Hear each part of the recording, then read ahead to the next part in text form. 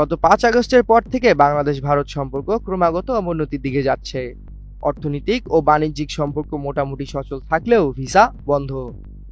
জনসাধারণ পর্যায়ে সম্পর্কে একটা বড় অবনতি হয়েছে। এমন অবস্থার মধ্যেই বিভিন্ন সীমান্তে আন্তর্জাতিক আইন লঙ্ঘন করে কাঁটাতারের বেড়া নির্মাণ করার চেষ্টা করছে ভারত। এতে বিজিবি, বিএসএফ ও দুই দেশের স্থানীয় জনসাধারণের মধ্যে উত্তেজনাকর পরিস্থিতি দেখা দিয়েছে। গত বুধবার নওগাঁর ধামরাইঘাট উপজেলার বস্তাপুর সীমান্তে বিএসএফ কাঁটাতারের বেড়া নির্মাণের চেষ্টা করলে বাধা দেয় বিজিবি। এ সময় বিজিবির সঙ্গে যোগ দেয় সাধারণ বাঙালিরাও।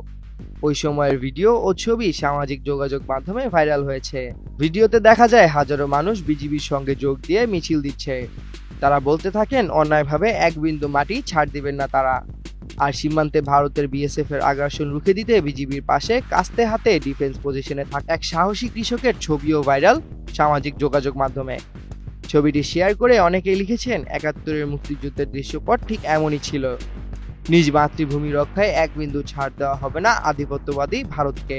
সম্প্রতি চাঁপাইনবাবগঞ্জ জেলার শিবগঞ্জ উপজেলার চৌকা সীমান্তেও অনেকটা একই ধরনের ঘটনা ঘটেছে। ওপারে ভারতের মালদহ জেলার বৈষ্ণবনগর থানার সুখদেবপুর এলাকায় কাঁটাতারের বেড়া নির্মাণের চেষ্টা করে বিএসএফ। বিজিবি এতে আপত্তি জানালে সাময়িকভাবে কাজ বন্ধ রাখা হয়। পরে ২ দফায় পতাকা বৈঠক হলেও ফের নির্মাণ কাজ শুরু করে বিএসএফ। মেঘনা গ্রুপ অফ ইন্ডাস্ট্রিজ, বাংলাদেশের অগ্রযাত্রায়, মানুষের আস্থায়। এমন অবস্থায় ওই সীমান্তে বাংলাদেশ ও ভারতের উভয় দিকে স্থানীয় মানুষজন সীমান্তরক্ষীদের সঙ্গে জড়ো হতে দেখা দিয়েছে।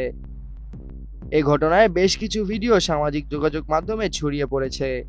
ভিডিওগুলোতে দেখা যায় বাংলাদেশ অংশে লোকজনের ভিড় তুলনামূলক বেশি, আর ভারত অংশে কিছু মানুষ লাঠি, রামদা ও কাস্তের মতো অস্ত্র হাতে নিয়ে বন্দে মাতরম স্লোগান দিচ্ছে।